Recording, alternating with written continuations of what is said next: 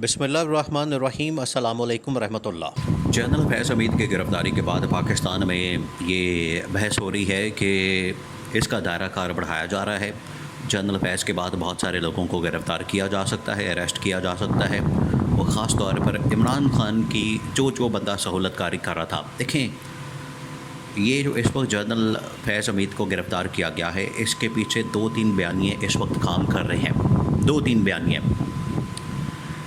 एक तो उसके अंदर बयानिया ये निकाला जा रहा है कि जनरल फैज़ हमीद को क्योंकि सरपरस्ती हासिल थी जनरल बाजवा की, और ये नून लीग ख़ास तौर पर ये बयानिया बना रही है। देखिए, इस वक्त जो बयानियों की जंग लड़ी जा रही है, जिसको जनरल आसिफ गफूर किसी ज़माने में कहा करते थे कि ये 5th जनरेशन वॉरफेयर है, 5th जनरेशन वॉरफेयर। तो ये इस वक्त अपने उरूज पर पहुंच चुकी है, जहां पर मीडिया के ऊपर, सोशल मीडिया के ऊपर, टीवी चैनल्स के ऊपर, मेन स्ट्रीम मीडिया के ऊपर बयानियों की एक जंग लड़ी जा रही है। और हर कोई अपने मकसद के तहत बयानियाँ बना रहा है, हर कोई अपने मफाद के तहत बयानियाँ बना रहा है। अब इसमें जो एक बयानिया बनाया जा रहा है वो ये कि जनरल फैज़ हमीद की गिरफ़्तारी के बाद ये खुरा जो है वो जनरल बाजवा की तरफ जा सकता है और जनरल बाजवा को भी अरेस्ट किया जा सकता है। एक तो जनरल फैज़ हमीद की गिरफ़्तारी के बाद ये कहा जा रहा है कि जनरल बाजवा को अरेस्ट कर लिया गया। पहले जनरल बाजवा की ये जो गिरफ़्तारी, हाउस अरेस्ट और 2-3 इनसे मुतल्लिक़ जुड़ी ख़बरें हैं। एक तो ये कि जब army chief general Asim Munir ने अभी 14 अगस्त पे यौम आज़ादी पे जब ये GHQ के अंदर एक तक़रीब का इनेकाद किया, वहाँ पर एक इवेंट को ऑर्गेनाइज़ किया, एक डिनर का एहतमाम किया जनरल हेडक्वार्टर्स के अंदर। तो वहाँ पर पिछले 15 साल में या 20 साल में दो जो साबिक़ आर्मी चीफ़ गुज़रे हैं, उसमें 2 को तो इनवाइट कर लिया गया। 2 को, एक का नाम है जनरल राहील शरीफ और दूसरे का नाम है जनरल अशफाक परवेज़ कियानी।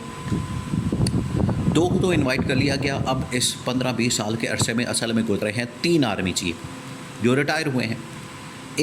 2 बुला लिया गया, एक को नहीं बुलाया गया। एक जिसको नहीं बुलाया गया उसका नाम है जनरल बाजवा। तो ये कहा जा रहा है, इसको लिंक किया जा रहा है कि मौजूदा जो इस्टेब्लिशमेंट या मिलिट्री कमान, या डायरेक्ट आप कह लें कि आर्मी चीफ़ जनरल आसिफ, उन्होंने जनरल बाजवा को नहीं बुलाया क्योंकि जनरल फैज़ के बाद जो पूरा नेटवर्क बेनकाब किया जा रहा है, पूरा नेटवर्क पकड़ा जा रहा है। अच्छा, यहाँ पर तो बड़ी बातें होती हैं नेटवर्क की, यहाँ पर बड़ी बातें होती हैं करप्शन की, यहाँ पर बड़ी बातें होती हैं करप्ट प्रैक्टिस की। तो ये शरीफ ख़ानदान का ये जो पूरा एक नेटवर्क है, जरदारी ख़ानदान का पूरा ये एक नेटवर्क है, इसके ऊपर क्यों नहीं हाथ डालते? इनका भी तो एक पूरा मनी लॉन्ड्रिंग का नेटवर्क है, करप्शन का एक नेटवर्क है, हलवे मांडे का एक नेटवर्क है, लूटमार का एक नेटवर्क है। ये भी जो एक नेटवर्क बना के बैठे हुए हैं चीफ इलेक्शन कमिश्नर के साथ या कादी फाइज ईसा के साथ मिलकर, इस नेटवर्क के ऊपर क्यों नहीं हाथ डाला जाता? ये भी तो नेटवर्क एक्सपोज होना चाहिए कि 8 फरवरी 2024 के अंदर जो धांधली की गई, जिस पैमाने पर धांधली की गई और जिस नेटवर्क के साथ धांधली की गई, उसका थोड़ा सा कच्चा चट्टा तो खोला उसने, रावलपिंडी के कमिश्नर ने, लियाकत चट्टा ने। उसने जो कच्चा चट्टा खोला है उसके मुताबिक इनका नेटवर्क क्यों नहीं पकड़ा जाता है? इनके नेटवर्क के ऊपर क्यों नहीं हाथ डाला जाता? इनका नेटवर्क क्यों नहीं नंगा किया जाता, बेनकाब किया जाता? इधर ये बड़े नेटवर्क की बातें करते फिर रहे हैं आजकल। नेटवर्क पकड़ा गया है और इमरान खान के सहूलतकार पकड़े गए और इमरान खान के नेटवर्क को पकड़ लिया हमने, और इमरान खान पकड़ा गया और इमरान खान रंगे हाथों पकड़ा गया। इमरान खान को हमने धर लिया, इमरान खान का पूरा नेटवर्क तोड़ दिया है। और 2012-13 से जो प्रोजेक्ट इमरान खान चल रहा था, ये प्रोजेक्ट नवाज शरीफ जो चला था, इसका भी तो हमने, अवाम ने मक्कू ठप्पा, जो 1985 के अंदर लॉन्च किया गया था प्रोजेक्ट नवाज शरीफ, और पहली मरतबा जो है उसको प्राइम मिनिस्टर बनाया गया IGI के तहत, जिसका बाकायदा केस चला सुप्रीम कोर्ट ऑफ पाकिस्तान में IGI का, और उसके मुताबिक सज़ाएँ हुई। उसके मुताबिक पूरी इन्वेस्टिगेट की रिपोर्ट सामने आई और उसके मुताबिक कहा गया कि ये लोग मुलविस है। उसमें नवाज शरीफ बेनिफिशरी था, नवाज शरीफ उसके अंदर मुलविस था और IGI की सरबराही कर रहा था, और उस वक्त की हुकूमत का तख्ता उल्टा गया बेनज़ीर भुट्टो का।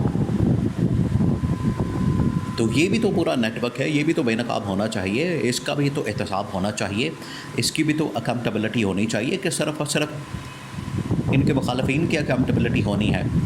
अब ये NRO लेके अपने केसेस माफ़ करवा के और ना तो के बैठ गए हैं मंजी डाके और कह रही हैं कि अब मुल्क के अंदर जो है वो करप्शन का ख़ात्मा हम करने आए हैं, या जो भी करप्शन कर रहा है फौजी जर्नैल हो या कोई भी, उसको हम पकड़े हैं। और मुल्क के अंदर ये जो डिजिटल दहशतगर्दी, भाई इन लोगों ने जो मुआशी दहशतगर्दी की है, इन लोगों ने मुआशी दहशतगर्दी करके मुल्क का जो कबाड़ा किया है, मुल्क का जो दिवालिया किया है, आवाम का जो दिवालिया किया है, आवाम का जो खून पसीने की कमाई के ऊपर टाका मारा है, इन्होंने जो बिलों की मद में आवाम को लूटा है, IPPs की मद में, बिलों की मद में, गंदम स्कैंडल की मद में। कोई एक लुट मारा इनका हो तो बताया जाए। हर चीज़ के अंदर तो इनका लुट मारा है। तो अब ये कहा जा रहा है कि इसको नेटवर्क को एक्सपैंड किया जा रहा है, इसको लेकर जा रहे हैं जनरल बाजवा की तरफ।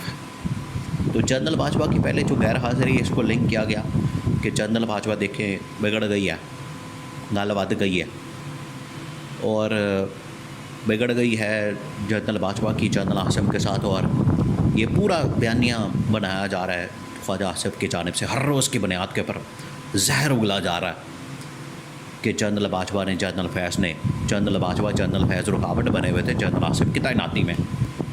आप अंदाज़ा करें, एहसान फरामोशी की इंतहा है कि इन्हीं से, जनरल बाजवा से, जनरल फैज़ से इन लोगों ने NRO लिया, वरना इमरान खान ने तो इनको तुन के रख दिया था।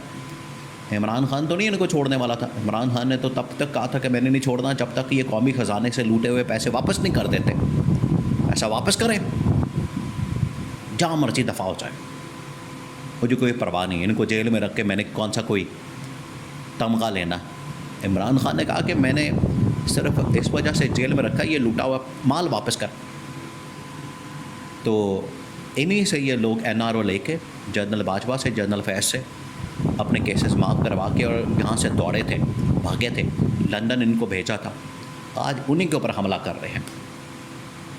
तो ये क्या जा रहा है कि अब मामला जो है वो बाजवा की तरफ जा रहा है, उसके बाद साकिब निसार की तरफ जा रहा है, उसके बाद साबिक चीफ जस्टिस आसिफ सईद खोसा की तरफ जा रहा है। भाई जिधर जाना है चला जाए, लेकिन ये शरीफ ख़ानदान खोरा जो है रायगढ़ की तरफ भी तो जाना चाहिए, रायगढ़ महल की तरफ, और ये शहबाज शरीफ की तरफ, और ये नवाज़ शरीफ की तरफ, और ये आसिफ ज़रदारी की तरफ, और बिलावल भुट्टो की तरफ, इनकी तरफ भी जाना चाहिए, ताकि इनका भी एहतसाब हो, इनका भी लूट मार का हिसाब किताब हो, इनकी भी अकाउंटेबिलिटी हो। जो पिछले 2.5 साल से जो इन्होंने पूरा प्रोग्राम शुरू किया हुआ है शहबाज शरीफ का, शबाना को साथ मिला के हर रोज़ कोई ना कोई प्रोग्राम कर रहा है, इनका भी एहतसाब होना चाहिए,